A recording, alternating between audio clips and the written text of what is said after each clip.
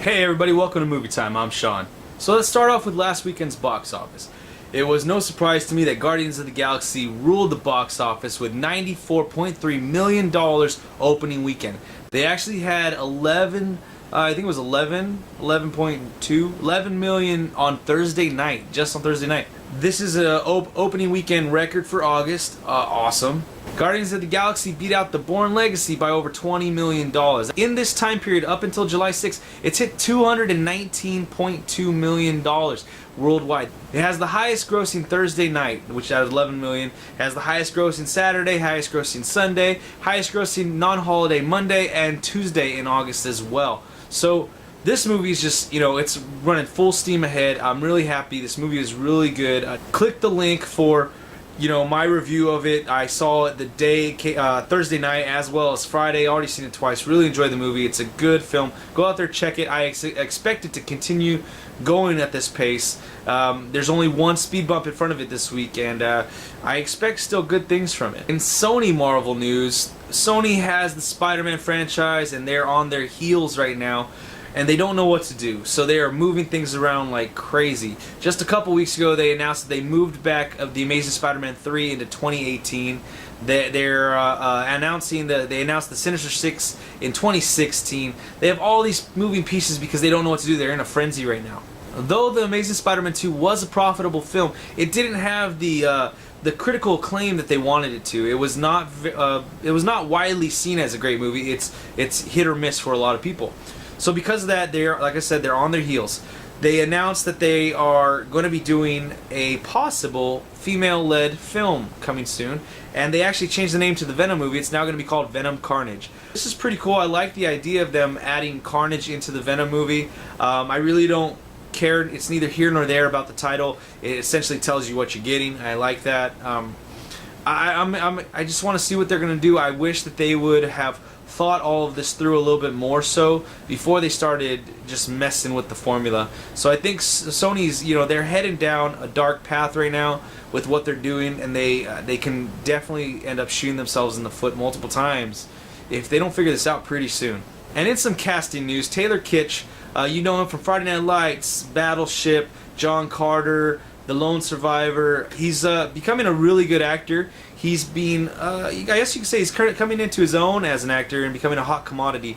He is being cast, or being tried to be cast, in the remake of The Raid. Now, I think that this is a little weird. It looks like they're gonna, if they are going with him as the lead role in The Raid, it looks like they're gonna whitewash this thing. And I don't know how I feel about that. I really love The Raid 2. I have the original Raid on my Netflix right now to watch.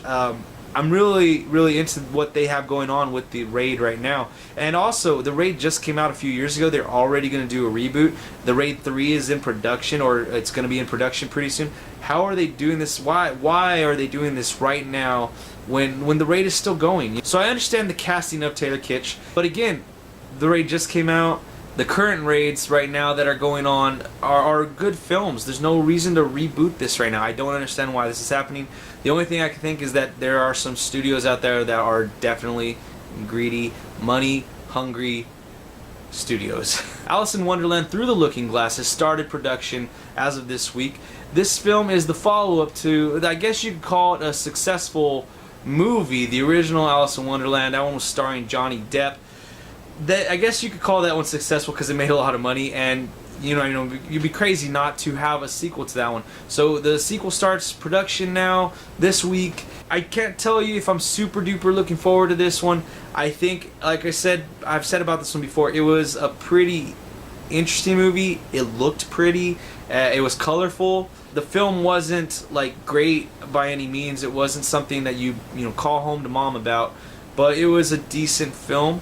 Now, there are a lot of ways they could make it a better film, and hopefully they learn from the first film and are able to make some of those changes, and hopefully they could do something with this film. Now, they are probably going to be getting back a lot of the same characters. Helena Bonham Carter, I'm probably saying her name wrong.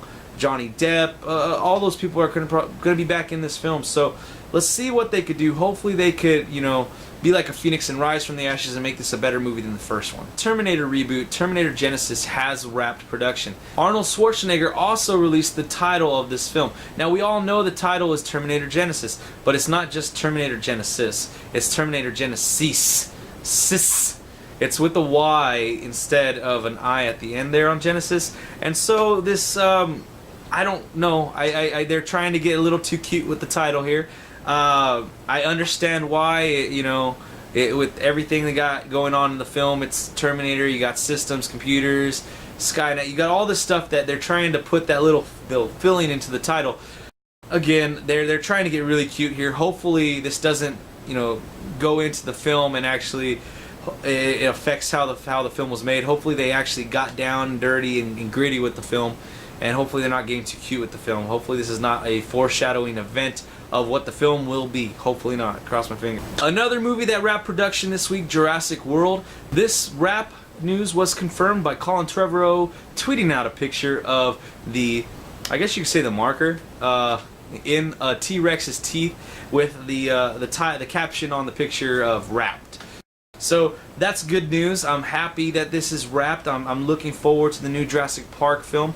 I cannot wait to see more and more dinosaurs and just to see what kind of crazy ways this film is going to go and see how it's going to, light up the film franchise and maybe bring it back. And so probably the biggest news of the week this week, guys, Batman vs. Superman Dawn of Justice has been moved. But don't fear, it's not being moved back. It's actually being moved up from May 6th against Captain America 3 to March 25th. Now there's a few ways you could look at this. You could look at this as confidence that they're going to have the film done in time and that they're ready to go. Or you could look at this in a different way where that they're moving this because they want to be able to have a big box office draw and not have to compete with Captain America 3.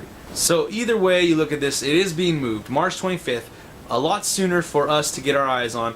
I'm really excited about this film. They've showed a couple things over the last week. There was some leaked video and some pictures from the set of Ben Affleck dressed as Bruce Wayne. I mean, just this film and the size of it, I'm really excited about it. Hopefully DC can get this right. Alright guys, now it's time for trailers. There was actually really no trailers this week that caught my attention, so let's just move on to in theaters this week. The one movie I'm thinking about, Teenage Mutant Ninja Turtles. Now, I'm a big fan of the previous movies. I am a big fan of the cartoon when I was younger. I've been trying to catch up a little bit on the comic book from, before all that, when it was actually dark and gritty. I'm definitely excited about this film. I don't know which way I'm going to go, if it's a good movie or a bad movie. I think the whole thing is going to be depending on the substance of the movie, because the look of them, you can go either way. Again, it's hit or miss on the look. Some of the stuff, some people think it's Michael Bay-ish, but Michael Bay doesn't even direct this film. He's just an executive producer. So there's lots of ups and downs with this film. Hopefully it is more ups than downs. Hopefully I can come out of this film and be happy about it, and I just hope it's a good thing. I'm really excited about it. I'm going to be checking it out tomorrow. I hope you guys do too. And in honor of this week's release of Teenage Mutant Ninja Turtles, the movie of the week this week was the original Teenage Mutant Ninja Turtles. Now to keep this short and sweet, I love the Teenage Mutant Ninja Turtles franchise. I love everything about it. It just has something in there that brings me back to my childhood, and as well as it's like some type of fantasy but in real life, real world setting. So I really enjoy that stuff. I do feel like all my life I've been I'm Raphael. Red's my favorite color. It's just like I've always felt like I have a connection with him. Like he and I were on the same level. We're both the outcasts of our family, but they love us, but we can't realize it because we're so hard-headed and whatnot.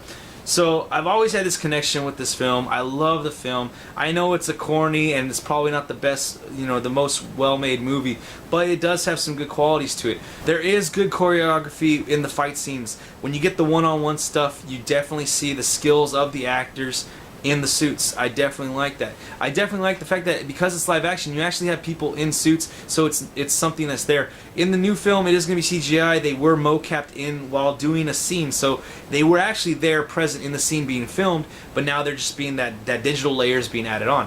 The old film, I just love the whole feeling of it. It's a lot darker than you have for kids movies nowadays. Back then, like, this was gritty. This was what you wanted, and so I really enjoyed the film. It's funny, has a lot of one-liners, I think. I have a game that I pull from this film when I'm bored and I have friends around that want to play. We go down the alphabet calling each other names with each letter, like Donnie and Casey Jones are doing in the film at the farm. I just really enjoy this film. If you guys are a child of the 80s, watch this film. You'll definitely enjoy it. I mean, now as you get older, there are some shortcomings with it, of course, but I still enjoy it. I can probably quote about 90% of the film. And just go with it line for line because I know most of it. I've seen it so many times. I probably watch it a couple times a year. I really love this film, so I do have so many high hopes for the new Teenage Mutant Ninja Turtles, and I'm just really excited about this weekend. Really excited.